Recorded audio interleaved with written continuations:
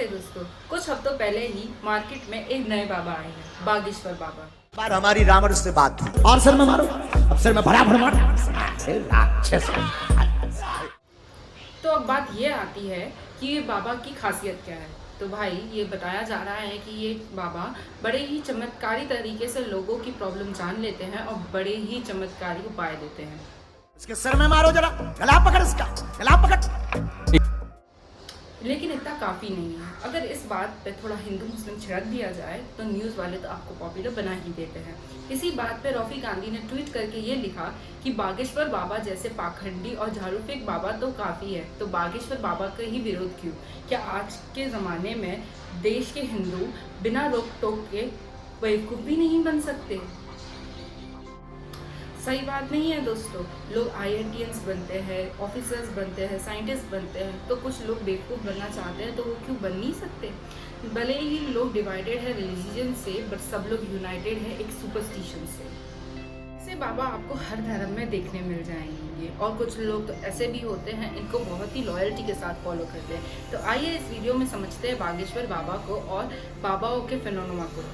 Don't have any relationship with Jesus, Mahavir, Buddha, Krishna, not at all.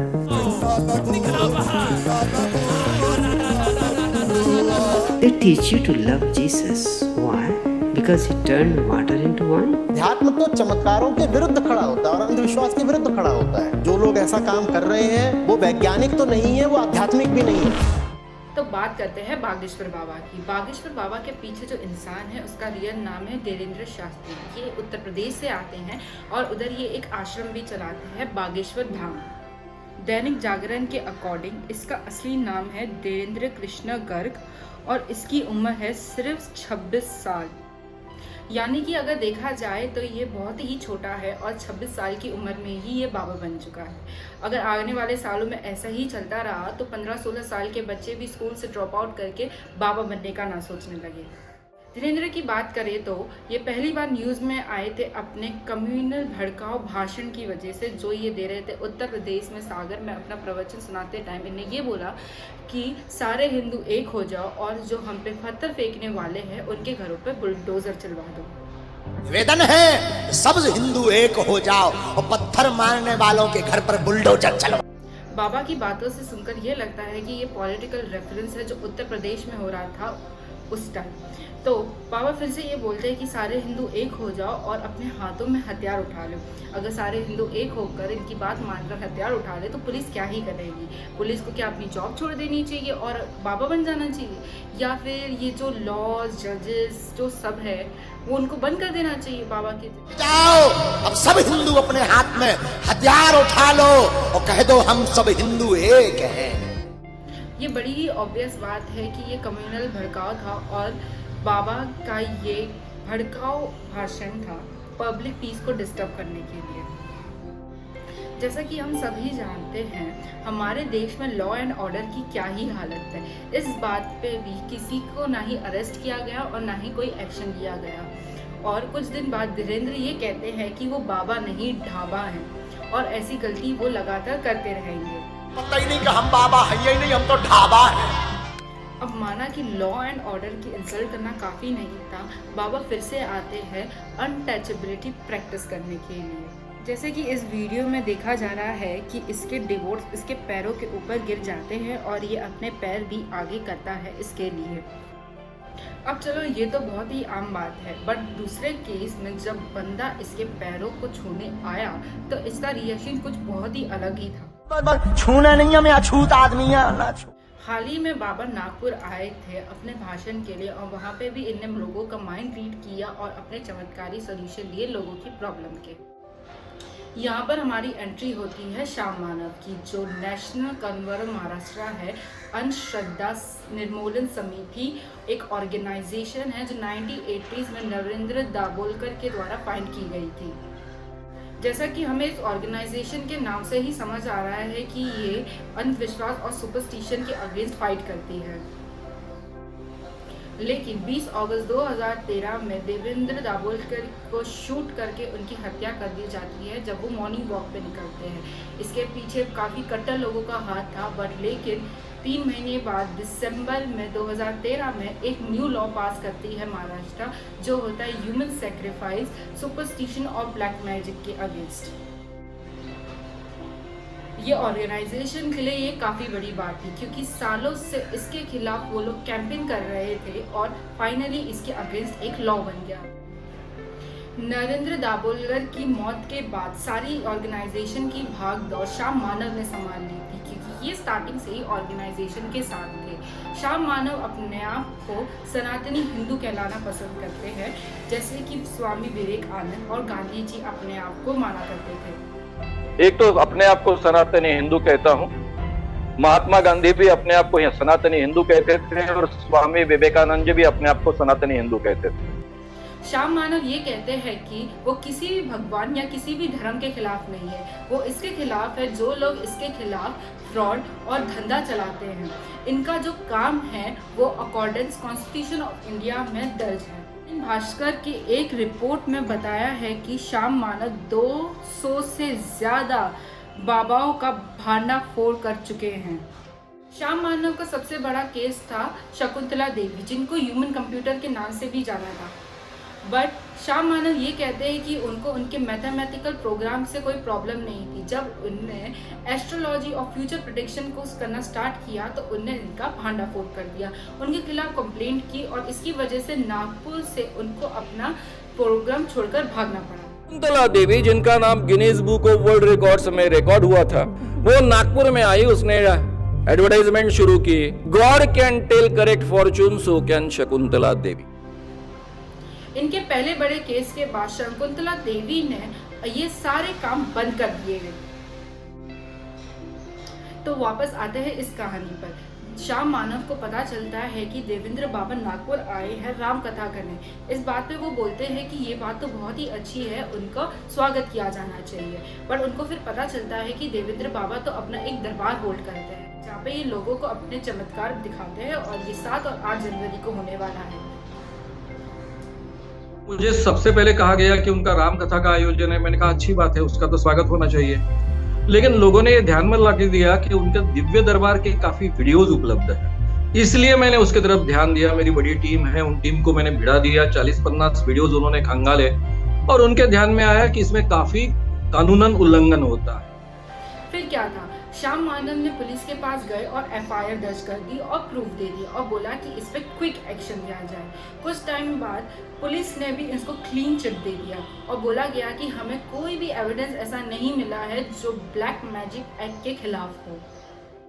तो अब श्याम मानव police के पास नहीं गए, वो सीधा देवेंद्र बाबा को चैलेंज करते हैं कि एक कमरे में 10 लोग हैं, उनका नाम, उनकी एज, उनके पिता का नाम और उनका फ़ोन नंबर बता दें। और दूसरा चैलेंज ये करते हैं कि उनके कोई बाजू वाले कमरे में कोई भी 10 चीज़ें बता दे, और अगर वो 90% एक्यूरेसी के साथ भी बता देते हैं बाबा, तो वो उनको 30 लाख रुपए देंगे और उनके चरणों में गिर जाएंगे।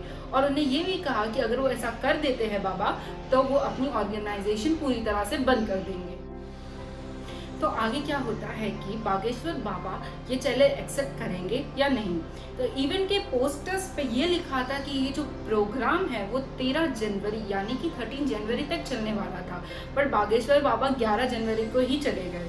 तो श्याम मानव उनको भगौड़ा कह के बुलाते हैं कि वो चैलेंज एक्सेप्ट नहीं कर पाए, इसलिए वो चले गए। इसलिए हिंदू ऑर्गेनाइजेशन ने श्याम मानव के पुतले जलाए और उनको थ्रेट्स कॉल भी आए। इसकी वजह से उनको सिक्योरिटी भी दी गई। बागेश्वर बाबा को भी ऐसे जान से मारने की धमकी दी गई और उनको भी सिक्योरिटी दी गई। तो अब बात आती है तो चैलेंज को क्या हुआ। धीरेन्द्र बाबा ये कहते हैं कि जो राम कथा थी वो 11 जनवरी तक ही चलने वाली थी, और अगर उनको ये चैलेंज करना ही है श्याम मानव को, तो वो रायपुर आके कर सकते। को हम पहले ही ये कह चुके कि हम 7 दिन की कथा है, सब कथाएं हमने 2-2 दिन की काट दी। तो हम आपको कहेंगे श्याम मानव जी, आपको अनुभव करना है तो दरबार में रायपुर में आइए, आगे बागेश्वर धाम पर लगेगा, वहां आइए। श्याम मानव इस बात पर अपने चैनल पर एक वीडियो रिलीज करते हैं और बोलते हैं कि फ्रॉड एंड प्रूफ कंडीशंस के तहत उन तक कोई भी जानकारी ना पहुंचे, इस ढंग से वातावरण हम निर्माण नहीं कर सकते हैं। इसलिए नागपुर में ही ये चुनौती बहुत अच्छे ढंग से पारित हो सकती है। इसके पीछे दो कारण हैं। महाराष्ट्र में जिस ढंग की पुलिस यंत्रणा काम करती है, जिस ढंग की लॉ एंड ऑर्डर सिचुएशन है, उसके कारण।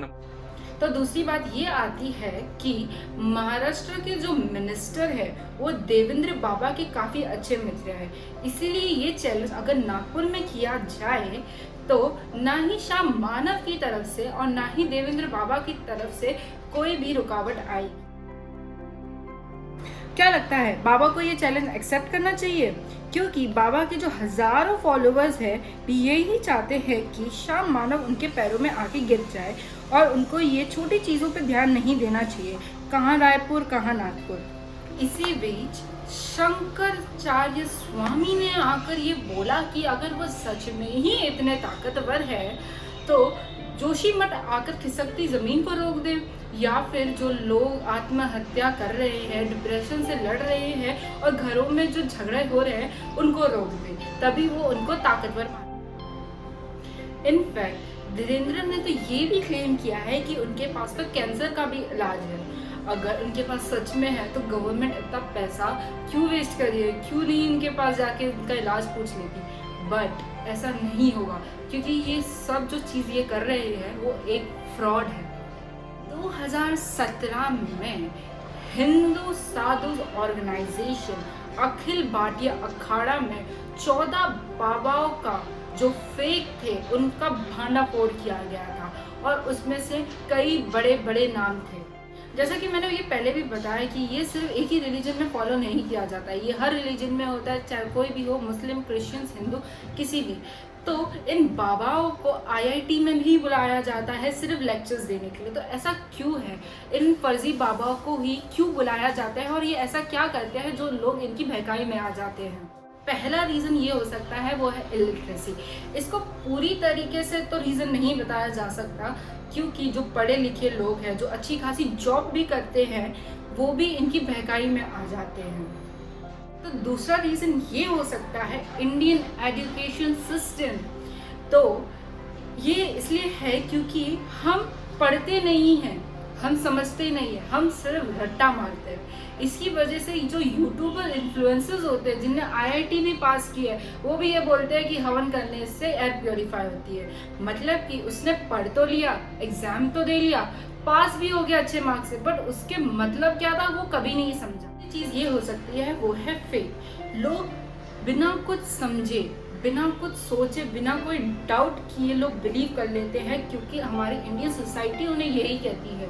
और लोग बिलीव और फेथ रखते हैं क्योंकि उनको वो करना है। और इसी चीज़ की वजह से बाबा लोग इंसानों की इमोशनली खेलते हैं, क्योंकि लोग आजकल बहुत टेंशन में हैं, डिप्रेस्ड है, और इसी चीज़ का बाबा लोग फ़ायदा उठाते हैं अपने धंधा करने के लिए।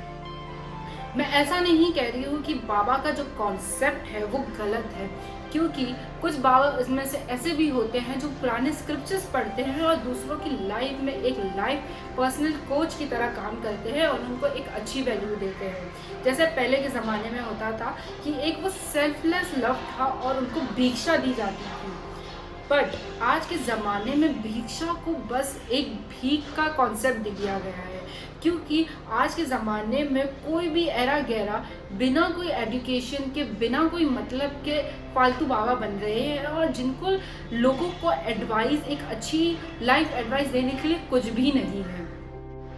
इसी जो पाखंडी फर्जी बाबा हैं उनसे हम लोगों को बचना चाहिए, क्योंकि हमें अपनी साइंस को बचाना है, हमको अपने धर्म को बचाना चाहिए, क्योंकि इन लोगों के लिए ये सब करना सिर्फ एक धंधा है, ना कि कोई धर्म है, ना कोई साइंस। तो हमें इन चीज़ों से बचना चाहिए। और इस वीडियो को आपको शेयर करो अपने दोस्त और फैमिली के साथ और उनको इस स्कैम से बचाएं। Thank you.